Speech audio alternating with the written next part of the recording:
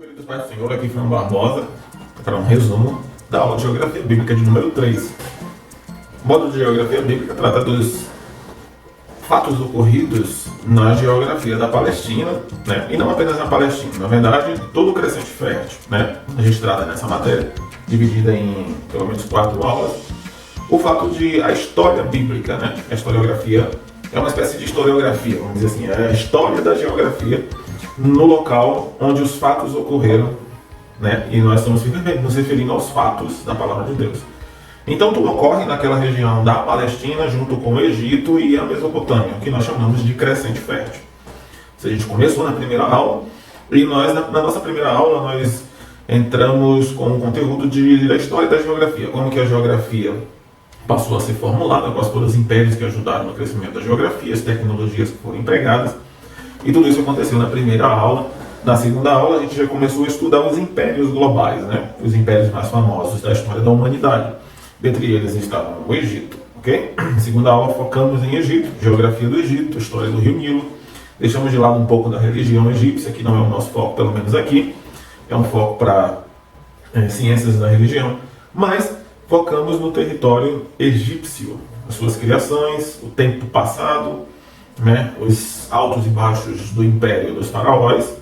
Lembrando que tratavam-se de impérios de prosperidade, que chamou de Antigo Egito, Médio Egito e Novo Egito, intercalados por períodos de muita seca, né, e períodos de problemas com relação às cheias do Rio Nilo, que nós chamamos de períodos intermediários. Portanto, no Egito, na primeira aula, vimos que o crescimento do Egito, primeiro foi chamado de Império Antigo, uma desvalorização, na verdade, do Egito por conta de crises políticas e pobreza relativas à agricultura por conta da seca do Rio Nilo, nós chamamos de período intermediário.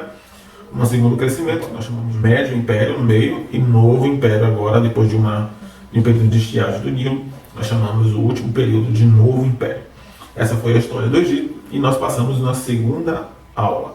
Na terceira aula, que é a aula que nós vamos revisar, nós já vamos dar seguimento ao crescimento de 2 impérios específicos. Primeiro o Império Assírio, depois o Império Babilônico. O Império Assírio é um império de guerreiros, nós brincamos na sala de aula que o Império Assírio é um império dos brigões, aqueles que assumem os territórios por mão forte e domínio bélico, criação de um grande exército, armas com tecnologias mais apuradas, a Idade do Ferro, passagem da Idade do Ferro para o Bronze. Então ali nós temos uma nação extremamente hábil no tratar com esse tipo de material. E sim, dominou ferrenhamente. No meio desse período nós temos um crescimento de Israel, né? Devido ao fato da Síria ter problemas com a Babilônia na Mesopotâmia, o que dá um refresco para Israel em um determinado momento. E por último, a nação da Babilônia, muito conhecida da história, muito conhecida da Bíblia, né, por conta dos seus grandes imperadores e das maravilhas que a Babilônia produziu. Então, vamos começar ponto a ponto, tá? Nós começamos esta terceira aula falando sobre os pontos principais, que são o Império Assírio, a geografia da Síria, a história da Síria e a relação da Síria com Israel. Depois fomos para a Babilônia, que meio para frente vamos ver o Império Babilônico, a história da Babilônia e a relação da Babilônia com Israel, tá? Nos primeiros slides a gente tratou sobre como a Síria se formou, basicamente como se formou todas as nações daquele período. Depois de Gênesis 10, houve a explosão, né, de povos, vamos chamar de gênese das populações. Os povos saíram daquela região do Monte Ararat, região ali ao norte da Mesopotâmia, e eles começaram a atuar, a povoar, melhor dizendo, o Egito, a Palestina e a Mesopotâmia de forma mais clara falando, por conta da possibilidade de habitar a região graças ao rio Tigre e o rio Eufrates. Do outro lado do mapa nós temos o rio Nilo, e no meio desses dois nós temos ali a Palestina, onde se situou Canaã, tá? Esses povos foram crescendo, se tornando nações, né? Pequenas tribos, pequenas nações e depois reinos. Nós temos aqui uma imagem da Mesopotâmia, na verdade do crescente fértil ali, e a Síria está localizada exatamente ao norte do crescente fértil. Começou com um território sem muita expressão, mas logo se tornou uma grande potência porque conquistou nações ao seu redor. E aquelas pequenas nações ao seu redor foram vassalas da Síria, que tinha por capital a cidade de Nínive. Okay? Abaixo, no mapa da Mesopotâmia, estava a região da Babilônia, a oeste estava Israel e Egito. Tá? a Assíria se torna um grande conquistador, e nós estamos tratando aqui de um período bem antes do nascimento de Jesus. Tá? Lembrar vocês que essas nações que nós estamos estudando, estamos falando de nações de 3.000, 2.500, 1.500, 1.000 antes de Cristo. O período que a Síria dominou foi basicamente um período de 1.200 a 900 antes de Cristo, ok? Eu estou fazendo uma média porque não dá para dar uma exatidão, e os cientistas e os arqueólogos datam desse período. Ano de 2035, Nínive era a cidade que dominava o mundo naquela época. Então, Sargão II, que era o imperador, vamos chamar de imperador, tá? Era um grande rei, um grande monarca, imperador da Assíria, conquistava todos os terrenos na região, você vai ver aí no mapa. Em 2.350, 2.300, Sargão dominava e conquistava todas as regiões ao redor. Né? As regiões também, coitadas, não tinham guarnições, grandes exércitos, grande política, não eram muito organizadas. Israel é uma delas. Israel só vai enfrentar a Síria nos períodos mais subsequentes, os anos mais para frente. Tá? O enfraquecimento da Síria ocorre mais para frente, né? A gente vai ver isso no final desse resumo, mas no ano de 1800 a Síria começa a se estabelecer de fato. Ela nasce em 2.300, mas começa a se tornar grande em 1800, tá? Em 1800 é o período de maior crescimento, o apogeu da Síria se dá nesse período por conta dos seus grandes conquistadores, imperadores. A Síria sempre tinha problemas com o Egito, ok? E o grande rival da Síria era o Egito.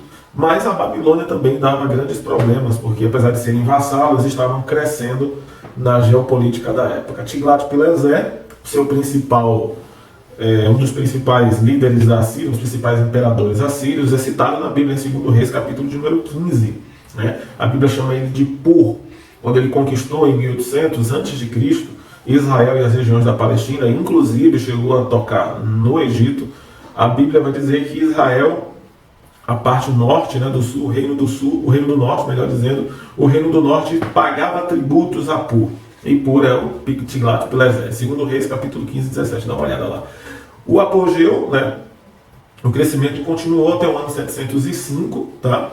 No período em que Senaqueribe se torna um grande monarca, uma grande figura que desponta depois de Tiglat-Pileser.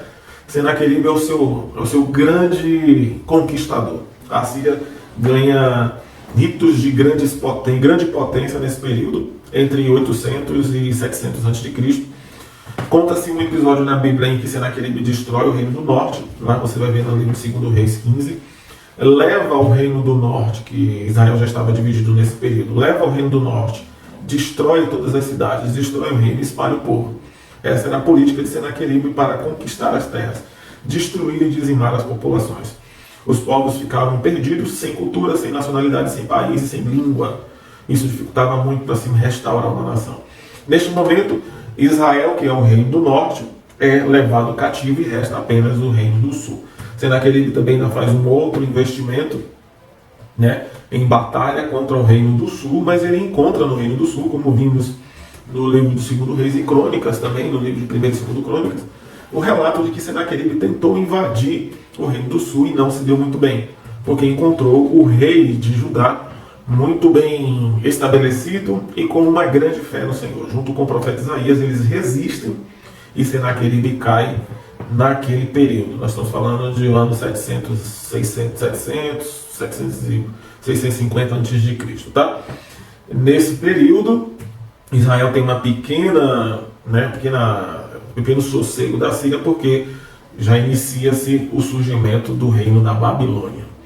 A Babilônia vai tomar o mundo das mãos dos assírios e governar com mão de ferro. Isso é profetizado pelos profetas Isaías, pelo profeta Jeremias, pelos livros das crônicas de Israel. Você pode ver isso no livro dos reis, tá? Dá para ver bastante conteúdo sobre isso, e eu pedi para que vocês lessem esses livros. Não é por acaso que a gente pede para que vocês leiam, por conta não apenas de avaliação, mas quando vocês precisarem usar no futuro, vocês vão pregar esses textos e vocês vão falar destas nações. No Reino do Norte acontece a deportação, né? A deportação do Reino do Norte leva o Reino do Sul a ser mais fiel a Deus até determinado momento. O Norte é destruído e o Sul permanece de acordo com a misericórdia do Senhor. Daí surge o crescimento da nação da Babilônia. A Babilônia é uma nação interessante porque tem como seu principal construtor e guerreiro o rei Nabucodonosor. Provavelmente você já ouviu falar de Nabucodonosor em algum momento da sua vida. Se não ouviu, você vai ouvir falar dele com certeza, porque Nabucodonosor é um dos principais imperadores da história da humanidade. Lembre-se que Daniel revela a Nabucodonosor o seu sonho e mostra que ele seria o dominador de todos os povos. Jeremias já dizia para o rei, os reis de Israel, que Nabucodonosor seria o instrumento de punição do reino do sul e que Nabucodonosor seria a vara da Babilônia contra Israel. Portanto, Deus vai estabelecendo reinos e derrubando reinos segundo o seu propósito para que se cumpra a sua vontade. Então, no fim das contas, a Síria e Babilônia se tornam as ferramentas de Deus para punir os povos idólatras da região de Canaã, no momento Israel, o Egito e todas as regiões da Mesopotâmia, porque Deus odeia a idolatria, tá? Deus gostaria que todos os seres humanos o encontrassem, tivessem uma experiência com ele, tá bom? Então por isso Deus começa a usar essas duas nações para punir, né, principalmente Israel, o reino do norte, e Judá, o reino do sul. A Babilônia é um instrumento. No ano 622 se torna independente da Síria e parte para dominar todas as regiões da Mesopotâmia e do Crescente Fértil. Eu vou colocar os mapas para vocês verem daquilo que eu estou falando. As principais cidades da Babilônia são Nippur, Uruk, Ur dos caldeus. Nós lemos isso em Gênesis, nós lemos isso no livro de Jó. Jó era de Ur dos caldeus, região da Babilônia. E nós sabemos que Ur é uma das cidades mais antigas da humanidade, né? Então, na Babilônia, eles conseguem expandir o seu território, alcançam o Egito, melhor dizendo. Eles dominam Judá, dominam a região da Palestina, dominam o Crescente Fértil e crescem até as regiões da Turquia, iniciando uma jornada para a Europa, ok? Que vai se desenrolar na próxima aula. Então, finalizando aqui com a Babilônia, nós vemos como predominante um governo totalitarista, um governo de muita opressão, um governo de coleta de impostos, e Nabucodonosor segue o mesmo perfil de conquista do Império Assírio. Retira as populações, só que Nabucodonosor pega os melhores, os mais entendidos, os mais sábios, e leva para sua corte. Por isso Daniel, Sadraque, Mesaque e Abednego, na verdade Misael, Azarias e Ananias, eles acabam indo morar na corte, porque eles eram filhos dos nobres em Israel. Quando Judá foi conquistada, eles foram morar com Nabucodonosor na corte para servir o imperador. Enquanto que os que não eram nobres, professores, né, trabalhadores, profetas e outros, ficavam à beira do rio Quebar, que é um braço do rio Eufrates. Então, dentre eles estão Ezequiel. Você vai ver que Ezequiel foi para a Babilônia também, mas não ficou na corte. Hospedou-se ali à beira do rio Quebar, junto com os exilados. Existem salmos que contam essa história, salmos que falam sobre o período do exílio e a zombaria que os babilônios faziam com os israelitas, pedindo para eles cantarem, pedindo para eles adorarem ao seu Deus, o que infelizmente eles não podiam fazer porque eles não estavam na sua terra. Finalizamos a história da Babilônia com a apresentação dos mapas do domínio do Império, e no ano 597, né, ocorreu o pior episódio da história de Israel.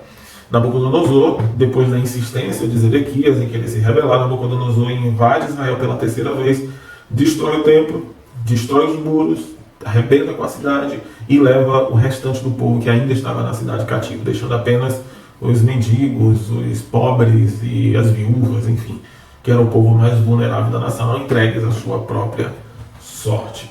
Assim encerrou o período de estudo da última aula, né? E nós iríamos iniciar na próxima aula, obviamente, o estudo do reino Medo-Persa, que tem como seu principal governante Ciro, profetizado por Isaías, e que seria o libertador do povo judeu do domínio da Babilônia, ok? Portanto, não percam a próxima aula, não percam os próximos resumos, fique atento. Se você está vendo esse vídeo pelo canal Fran Barbosa, se inscreva, curta e compartilhe o conteúdo. Isso vai nos ajudar bastante, não somente a dar relevância ao canal, mas a ajudar muitas pessoas a ter conhecimento bíblico, tá bom? Essa aqui é mais um final de um resumo de geografia bíblica. Deus abençoe vocês. Tchau, tchau.